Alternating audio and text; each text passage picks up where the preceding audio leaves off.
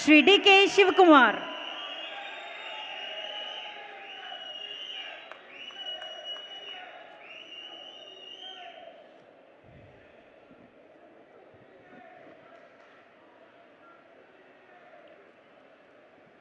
ಬಂಧುಗಳೇ,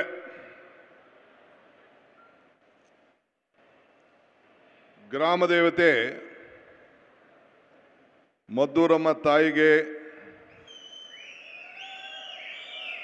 ಮತ್ತು ಈ ಭೂಮಿಯಲ್ಲಿ ನೆಲೆಸಿರುವಂಥ ಉಗ್ರ ನರಸಿಂಹನಿಗೆ ನನ್ನ ಸಾಷ್ಟಾಂಗ ನಮಸ್ಕಾರಗಳನ್ನು ಅರ್ಪಿಸಲಿಕ್ಕೆ ಪ್ರಯತ್ನವನ್ನು ಮಾಡ್ತಾ ಇದ್ದೇನೆ. ವೇದಿಕೆ ಮೇಲೆ ಗೌರವಾನ್ವಿತ ಮುಖ್ಯಮಂತ್ರಿಗಳಂತ ಸಿದ್ದರಾಮಯ್ಯ ಸಾಹೇಬರಿದ್ದಾರೆ. ಈಗ ತಾನೇ ನಿಮ್ಮೆಲ್ಲ ಕಾರ್ಯಕ್ರಮವನ್ನು ಬಹಳ ಸಂತೋಷದಿಂದ ಉದ್ಘಾಟನೆ ಕೂಡ ಮಾಡಿದ್ದಾರೆ. ಜಿಲ್ಲಾ ಮಂತ್ರಿಗಳಂತ ಚಲುವರಾಯಸ್ವಾಮಿ ಅವರಿದ್ದಾರೆ. ಅವರು ಕೂಡ ಈ ಜಿಲ್ಲೆಯ ಸಂಘಟನೆಯಲ್ಲಿ ಉತ್ತಮವಾಗಿ ಸೇವೆಯನ್ನು ಕೂಡ ಮಾಡಿಕೊಂಡು ಬರ್ತಾ ಇದ್ದಾರೆ. ನನ್ನ ಸಹೋದ್ಯೋಗಿಗಳಂತ ಶ್ರೀ ಮಹಾದೇವಪ್ಪನವರಿದ್ದಾರೆ, ದಿನೇಶ್ ಗುಂಡ್ರಾಯರಿದ್ದಾರೆ. ಈಗ ತಾನೇ ಕೃಷ್ಣ ಬೈರೇಗೌಡರು ಕೆಳಗಡೆ ಹೋಗಿದ್ದಾರೆ. ನಮ್ಮ ಹಿರಿಯ ಸಚಿವರಾದಂಥ ವೆಂಕಟೇಶ್ ರವರಿದ್ದಾರೆ, ರಹೀಂ ಖಾನ್ ರವರಿದ್ದಾರೆ. ನಿಮ್ಮೆಲ್ಲರ ಜನಪ್ರಿಯ ಶಾಸಕರಾದಂಥ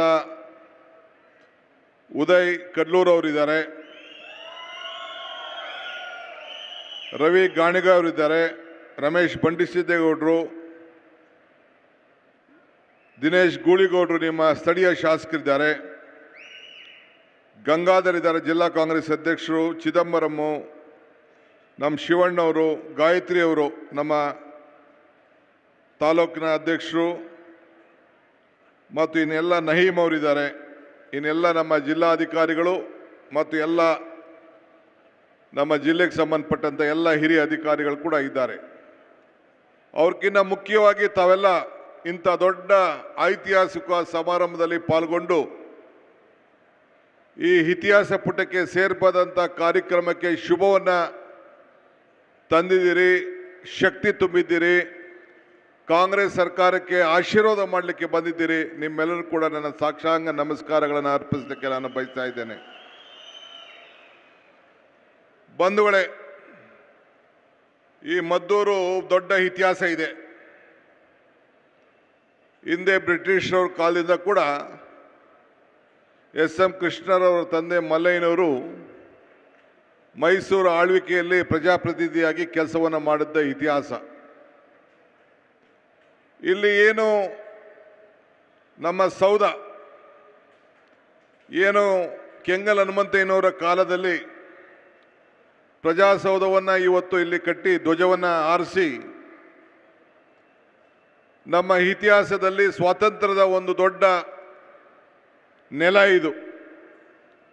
ಈ ನೆಲದಲ್ಲಿ ಯಾವಾಗಲೂ ಕೂಡ ಅನೇಕ ಸಂದರ್ಭದಲ್ಲಿ ನಾವೆಲ್ಲ ಬಂದು ಇಲ್ಲಿ ಸ್ಮರಿಸ್ಕೊಂಡು ಈ ದೇಶದ ಇತಿಹಾಸವನ್ನು ನಾವೆಲ್ಲ ಸ್ಮರಿಸ್ಕೊಳ್ತಾ ಇದ್ದೇವೆ. ಕಾಂಗ್ರೆಸ್ಗೆ ಒಂದು ದೊಡ್ಡ ಶಕ್ತಿಯಾದಂಥ ಸ್ಥಳ ಇದು.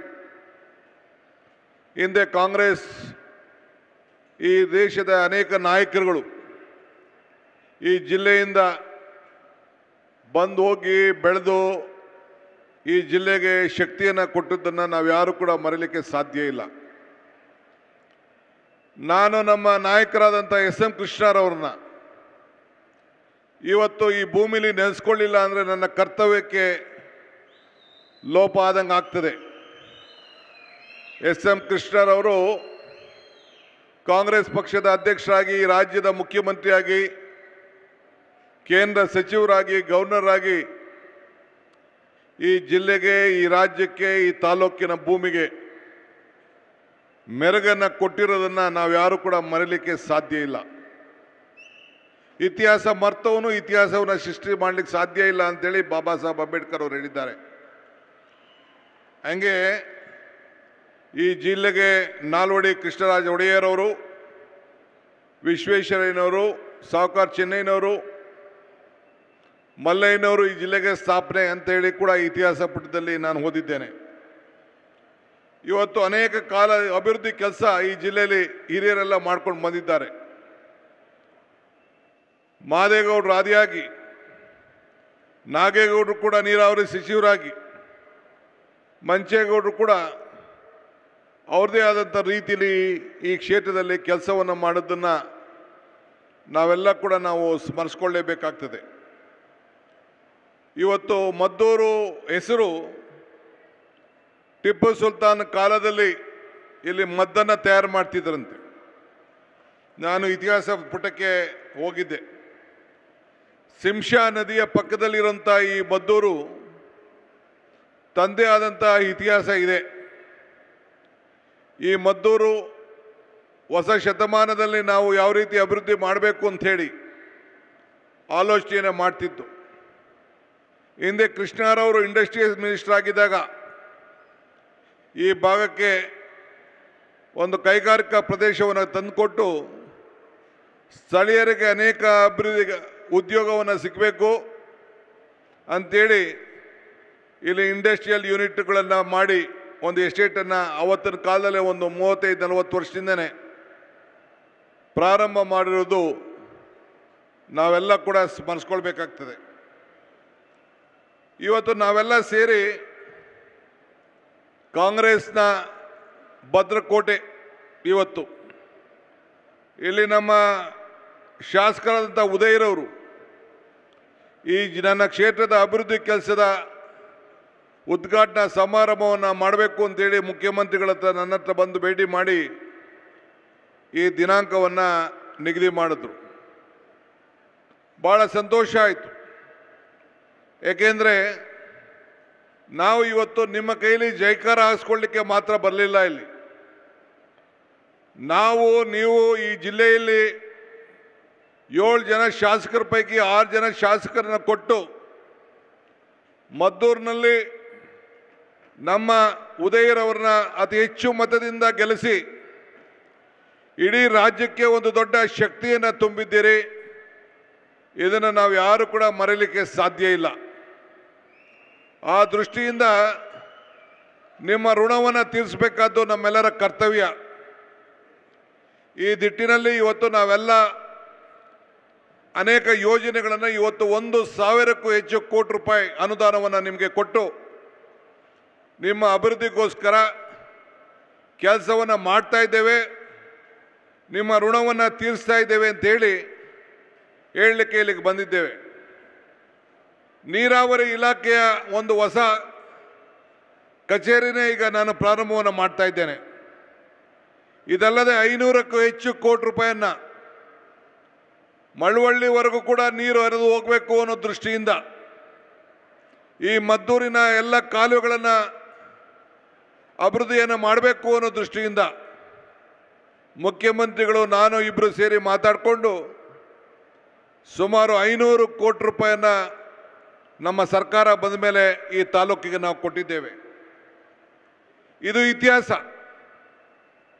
ನಮ್ಮ ಚಲುವರಾಯ ಸ್ವಾಮಿಯವರು ಕೂಡ ನಾನು ಕೂಡ ಒಂದು ಸಾಕ್ಷಿಗುಡ್ಡೆ ಬಿಟ್ಟು ಹೋಗಬೇಕು ಅನ್ನೋದನ್ನು ಗಮನದಲ್ಲಿ ಇಟ್ಕೊಂಡು ಈ ಭಾಗದ ರೈತರ ಮಕ್ಕಳಿಗೆ ಒಂದು ವಿಶೇಷವಾದಂಥ ಅಗ್ರಿಕಲ್ಚರ್ ಯೂನಿವರ್ಸಿಟಿಯನ್ನು ಪ್ರಾರಂಭವನ್ನು ಮಾಡಿ ಈಗಾಗಲೇ ಅದು ಚಾಲನೆಗೆ ರೂಪವನ್ನು ತಾಳ್ತಾ ಇದೆ. ಇದು ಒಂದು ಸಣ್ಣ ಕೆಲಸ ಅಲ್ಲ. ಹಿಂದೆ ಬೇಕಾದಷ್ಟು ನಾಯಕರು ಇದರ ಬಗ್ಗೆ ಆಲೋಚನೆಯನ್ನು ಮಾಡ್ಬೋದಾಗಿತ್ತು. ಆದರೆ ಅವರು ಈ ಜಿಲ್ಲೆಗೆ ಒಂದು ಹೊಸ ರೂಪವನ್ನು ಕೊಡಬೇಕು, ಹೊಸ ಶಕ್ತಿಯನ್ನು ತುಂಬಬೇಕು ಅಂತೇಳಿ ಎಲ್ಲ ಕ್ಷೇತ್ರಗಳಲ್ಲೂ ಕೂಡ 7 ಕ್ಷೇತ್ರದಲ್ಲೂ ಕೂಡ ಹೊಸ ಹೊಸ ಕಾರ್ಯಕ್ರಮಗಳನ್ನು ಇವತ್ತು ನಾವು ರೂಪಿಸ್ತಾ ಇದ್ದೇವೆ. ಇವತ್ತು ಈ ಜಿಲ್ಲೆ ರಾಜಕೀಯದಲ್ಲೂ ಕೂಡ ಬಹಳ ವಿಶೇಷವಾದದ್ದು. ಯಾವಾಗ ಕಾಂಗ್ರೆಸ್ ಪಕ್ಷದಲ್ಲಿ ಅತಿ ಹೆಚ್ಚು ಶಾಸಕರು ಈ ಜಿಲ್ಲೆಯಿಂದ ಕೊಡ್ತಾರೆ, ದೇವರಾಜ ಅರಸರ ಕಾಲದಲ್ಲಿ ಬಿಟ್ಟು ಎಲ್ಲ ಸಂದರ್ಭದಲ್ಲೂ ಕೂಡ ಕಾಂಗ್ರೆಸ್ ಸರ್ಕಾರ ರಚನೆ ಆಗಿರೋದು ಕೂಡ ನಾವು ಯಾರು ಕೂಡ ನಿಮ್ಮನ್ನು ಮರೆಯಲಿಕ್ಕೆ ಸಾಧ್ಯ ಇಲ್ಲ. ಇಲ್ಲಿ ಬರೋಕ್ಕಿಂತ ಮುಂಚಿತವಾಗಿ ನಾನು ನಮ್ಮ ಮುಖ್ಯಮಂತ್ರಿಗಳು ಮತ್ತು ಎಲ್ಲ ಮಂತ್ರಿಗಳು ಮದ್ದೂರು ವಡೆ ತಿನ್ಬಿಟ್ಟೆ ಒಳಗಡೆ ಹೋಗಬೇಕು ಅಂತೇಳಿ ಮದ್ದೂರು ವಡೆನೂ ತಿನ್ಕೊಂಡು ಈ ಕಾರ್ಯಕ್ರಮಕ್ಕೆ ನಾವು ಇಲ್ಲಿಗೆ ಬಂದಿದ್ದೇವೆ. ಇವತ್ತು ಕೊಟ್ಟ ಮಾತನ್ನು ಇವತ್ತು ನಾವೆಲ್ಲ ಉಳಿಸ್ಕೊಂಡಿದ್ದೇವೆ. ಇಷ್ಟು ದೊಡ್ಡ ಸಂಖ್ಯೆಯಲ್ಲಿ ತಾಯಂದಿರೆಲ್ಲ ಬಂದಿದ್ದೀರಿ. ಚುನಾವಣಾ ಸಂದರ್ಭದಲ್ಲಿ ಬಂದು ಒಂದು ಮಾತು ಹೇಳಿದ್ದೆ. ಚುನಾವಣಾ ಸಂದರ್ಭದಲ್ಲಿ ಬಂದು 5 ಗ್ಯಾರಂಟಿಗಳನ್ನು ಕೊಡೋಕ್ಕಿಂತ ಮುಂಚಿತವಾಗಿ, ಘೋಷಣೆ ಮಾಡೋಕ್ಕಿಂತ ಮುಂಚಿತವಾಗಿ ಏನು ಹೇಳಿದ್ದೆ ಅಂದರೆ, ಕಮಲ ಕೆರೆಯಲ್ಲಿದ್ದರೆ ಚಂದ, ತೆನೆ ಹೊಲದಲ್ಲಿದ್ದರೆ ಚಂದ, ಈ ದಾನ ಧರ್ಮ ಮಾಡುವ ಕೈ ಅಧಿಕಾರದಲ್ಲಿದ್ದರೆ ಮಾತ್ರ ಚಂದ ಅಂತ ಹೇಳಿದ್ದೆ ನಾನು. ಈ ದಾನ ಧರ್ಮ ಮಾಡುವ ಕೈ ಅಧಿಕಾರದಲ್ಲಿದ್ದಕ್ಕೆ 5 ಗ್ಯಾರಂಟಿಗಳನ್ನು ನಾವು ಕೊಟ್ಟಿದ್ದೇವೆ. ಎಲ್ಲ ನನ್ನ ತಾಯಂದಿರು ಇಷ್ಟು ದೊಡ್ಡ ಸಂಖ್ಯೆಯಲ್ಲಿ ಬಂದಿದ್ದೀರಿ. ಎಲ್ಲ ಉಚಿತವಾಗಿ ಪ್ರಯಾಣ ಮಾಡ್ತಾ ಇದ್ದೀರಿ. ತಮ್ಮ ಮಕ್ಕಳ ಮನೆಗೆ, ಬೀಗರ ಮನೆಗೆ, ದೇವಸ್ಥಾನಕ್ಕೆ, ತಾಲೂಕು ಆಫೀಸ್ಗೆ, ಬೆಂಗಳೂರಿಗೆ, ಮೈಸೂರಿಗೆ, ಎಲ್ಲ ದೇವರ ಸನ್ನಿಧಿಗಳಿಗೆ, ತೀರ್ಥಯಾತ್ರೆಗೆ ತಾವೆಲ್ಲ ಕೂಡ ಉಚಿತವಾಗಿ ನಮ್ಮ ರಾಜ್ಯದಲ್ಲಿ ಪ್ರವಾಸ ಮಾಡ್ತಾ ಇದ್ದೀರಿ. 2,000 ರೂಪಾಯಿ ನಿಮ್ಮ ಅಕೌಂಟ್ಗೆ ಯಾವ ಮಧ್ಯಸ್ಥಿಕೆ ಇಲ್ಲಿಗೆ ಹಣ ಬರ್ತಾ ಇದೆ. 200 ಯೂನಿಟ್ವರೆಗೂ ಉಚಿತವಾಗಿ ವಿದ್ಯುತ್ ಶಕ್ತಿಯನ್ನು ಕೊಡ್ತಾ ಇದ್ದೇವೆ. ಯುವಕರಿಗೆ ಉದ್ಯೋಗ ಭತ್ಯವನ್ನು ಕೊಡ್ತಾ ಇದ್ದೇವೆ. 10 kg ಅಕ್ಕಿಯನ್ನು ಕೊಡ್ತಾ ಇದ್ದೇವೆ. ಇಡೀ ದೇಶದಲ್ಲಿ ಯಾವ ಸರ್ಕಾರ ಕೂಡ ಇಂಥ ಕಾರ್ಯಕ್ರಮವನ್ನು ಮಾಡಿಲ್ಲ. ನೀವೆಲ್ಲ ರೈತರು ಪಂಪ್ ಸೆಟ್ಟನ್ನು ಹಾಕೊಂಡಿದ್ದೀರಿ. 19,000 ಕೋಟಿ ರೂಪಾಯಿ ವರ್ಷಕ್ಕೆ ಬರೀ ರೈತರ ಪಂಪ್ ಸೆಟ್ಗೆ ಕಾಂಗ್ರೆಸ್ನ ಕಾರ್ಯಕ್ರಮ ಅದು. ಅದನ್ನು ನಾವು ಕೊಟ್ಟಿದ್ದೇವೆ. 53-54 ಕೋಟಿ ರೂಪಾಯಿ 5 ಗ್ಯಾರಂಟಿ. ನಮ್ಮ ಸೋಷಿಯಲ್ ವೆಲ್ಫೇರ್ ಮಿನಿಸ್ಟರ್ ಮಾದೇವಪ್ಪನವರು ಇದ್ದಾರೆ. ಅವರ ಇಲಾಖೆಯಲ್ಲಿ, ವಿವಿಧ ಇಲಾಖೆಯಲ್ಲಿ ಬ್ಯಾಕ್ವರ್ಡ್ ಕ್ಲಾಸ್ ಮತ್ತು ಅನೇಕ ಇಲಾಖೆಯಲ್ಲಿ ಸೇರಿ ಒಂದು 25,000 ಕೋಟಿ ರೂಪಾಯಿಯಷ್ಟು ಇದೇ ರೀತಿ ಹಣವನ್ನು ನಾವು ಕೊಡ್ತಾ ಇದ್ದೇವೆ. 10,900 ಕೋಟಿ ರೂಪಾಯಿ ಪೆನ್ಷನ್ ಕೊಡ್ತಾ ಇದ್ದೇವೆ. ಸಿದ್ದರಾಮಯ್ಯನವರ ಬಜೆಟು 4 ಲಕ್ಷ ಕೋಟಿ, 4.8 ಲಕ್ಷ ಕೋಟಿ. ಅದಕ್ಕೆ ಇವತ್ತು ನಾವು 1 ಲಕ್ಷ ಕೋಟಿ ರೂಪಾಯಿಯಷ್ಟು ನಿಮ್ಮ ಬದುಕಿಗೋಸ್ಕರ, ನಿಮ್ಮ ಆರೋಗ್ಯಕ್ಕೋಸ್ಕರ, ನಿಮ್ಮ ಪ್ರವಾಸಕ್ಕೋಸ್ಕರ, ಉಚಿತವಾಗಿ ವಿದ್ಯುತ್ ಶಕ್ತಿ ಕೊಡಲಿಕ್ಕೋಸ್ಕರ 1 ಲಕ್ಷ ಕೋಟಿ ರೂಪಾಯಿಯನ್ನು ಇವತ್ತು ಕೊಡ್ತಾ ಇದ್ದೇವೆ.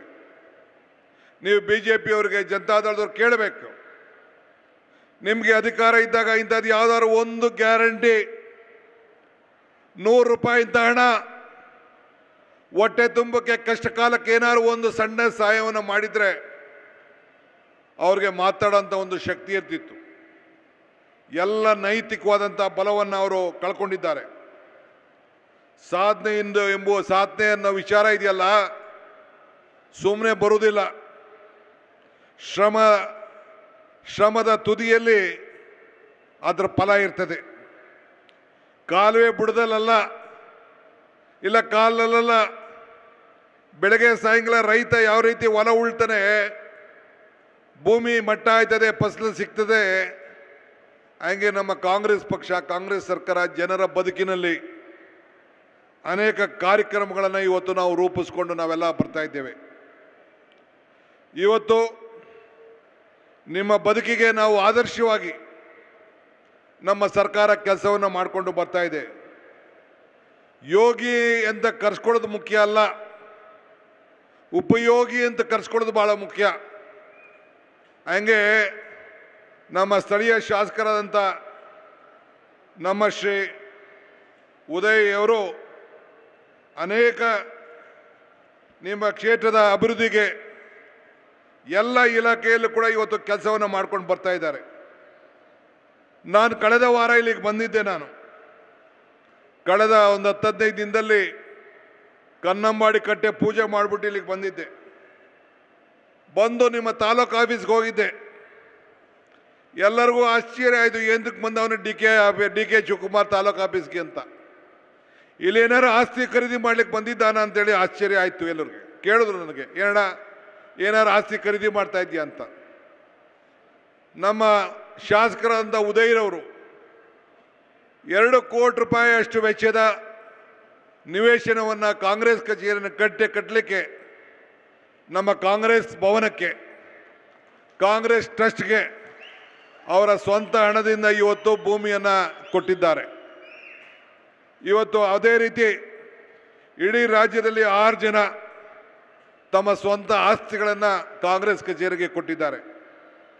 ಒಂದು ಅಂಶು ಅಂತ ನಮ್ಮ ಜಿಲ್ಲಾ ಕಾಂಗ್ರೆಸ್ ಅಧ್ಯಕ್ಷರು, ಅವರು ಚಿಕ್ಕಮಗಳೂರಿನವರು.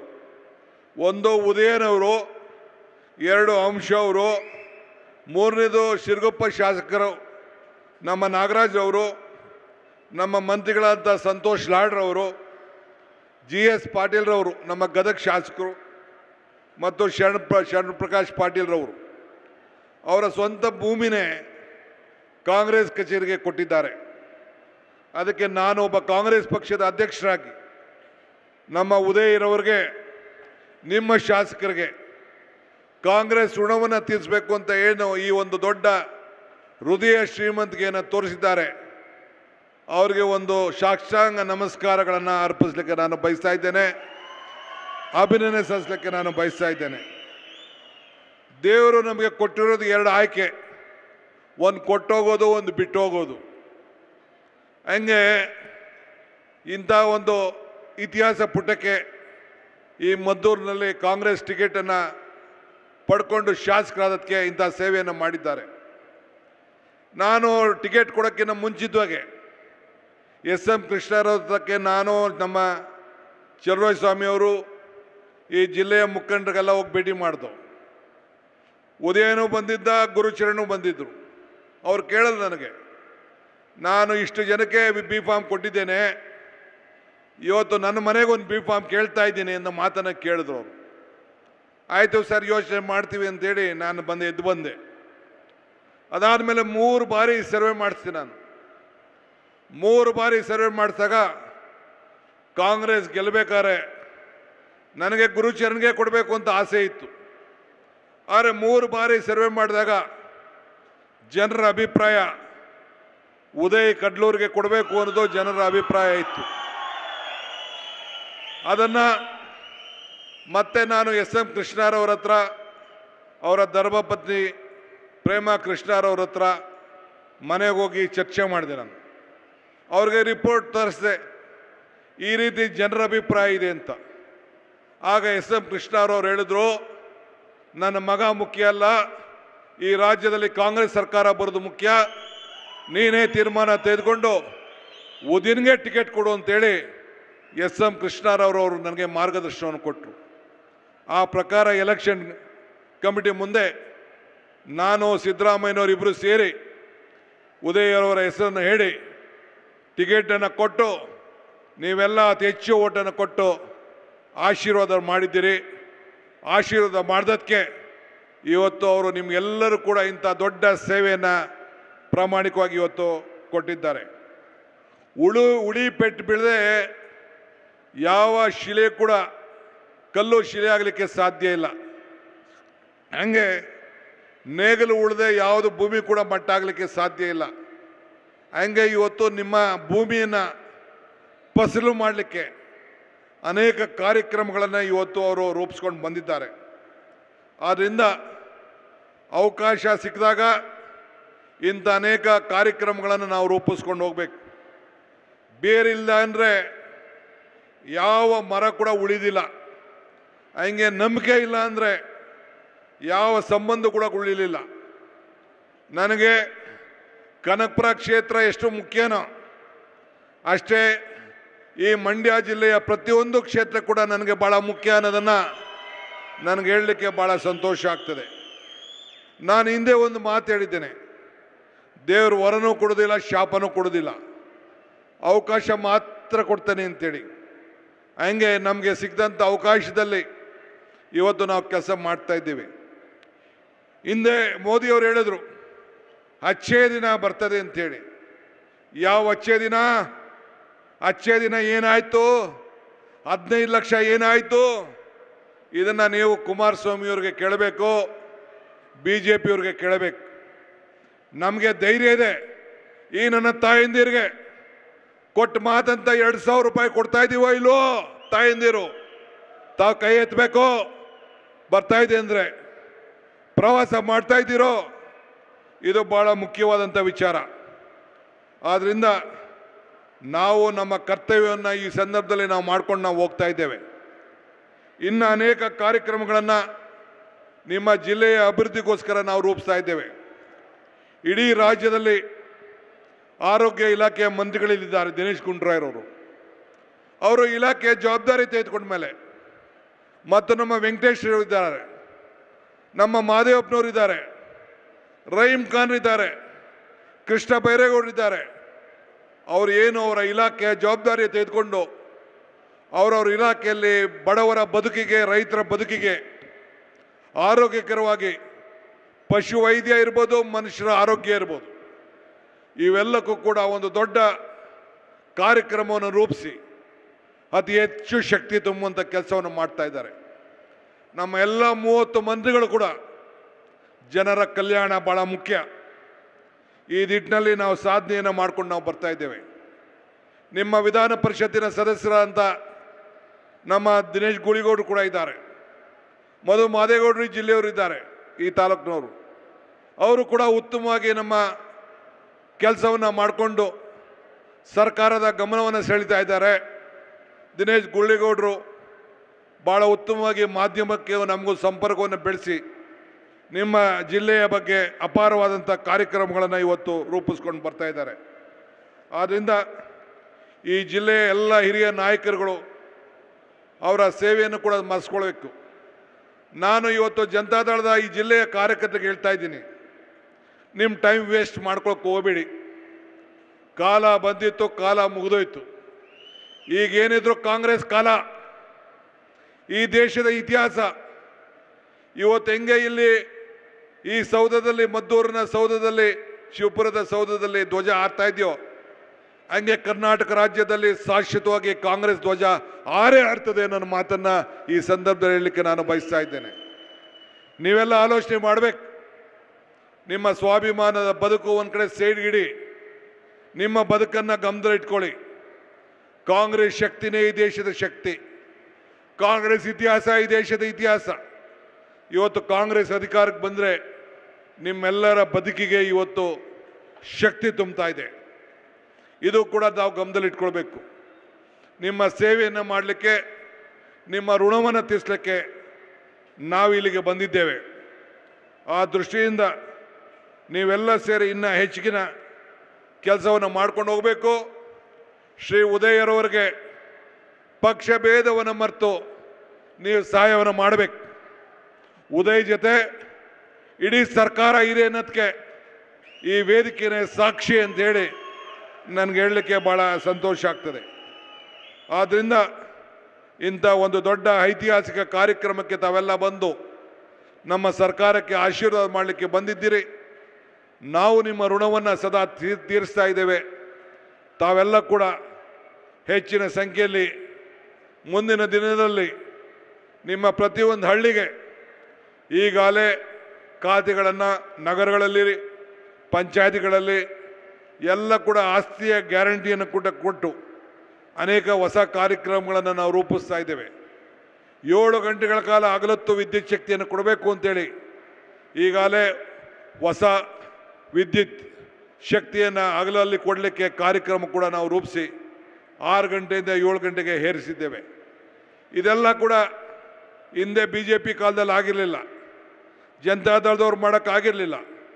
ರೈತರ ಬದುಕಿನ ಬಗ್ಗೆ ಯಾವುದಾದ್ರು ಒಂದು ಚಿಂತನೆ ಮಾಡಿದರೆ, ಸಾಮಾಜಿಕವಾದಂಥ ಚಿಂತನೆ ನಡೆದಿದ್ದರೆ ಇದು ಕಾಂಗ್ರೆಸ್ ಸರ್ಕಾರದಲ್ಲಿ ಮಾತ್ರ ಅನ್ನೋದನ್ನು ತಾವೆಲ್ಲ ಗಮನದಲ್ಲಿಟ್ಕೊಂಡು ನೀವೆಲ್ಲ ಈ ಜಿಲ್ಲೆಯಲ್ಲಿ ಚಲುವರಾಯಸ್ವಾಮಿಯವರ ಮುಖಂಡತ್ವದಲ್ಲಿ ನಮ್ಮ ಪಕ್ಷದ ಸಂಘಟನೆಗೆ ತಾವೆಲ್ಲ ಸಹಕಾರ ಮಾಡಬೇಕು, ಸರ್ಕಾರಕ್ಕೆ ಶಕ್ತಿಯನ್ನು ತುಂಬಬೇಕು ಅಂತೇಳಿ ಪ್ರಾರ್ಥಿಸಿ ಮತ್ತೊಮ್ಮೆ ಉದಯ್ ಮತ್ತು ಅವರೆಲ್ಲ ಸಂಘಟಕರಿಗೆ ಶುಭವನ್ನು ಹಾರೈಸಿ ನನ್ನ ಮಾತನ್ನು ಮುಗಿಸ್ತೇನೆ.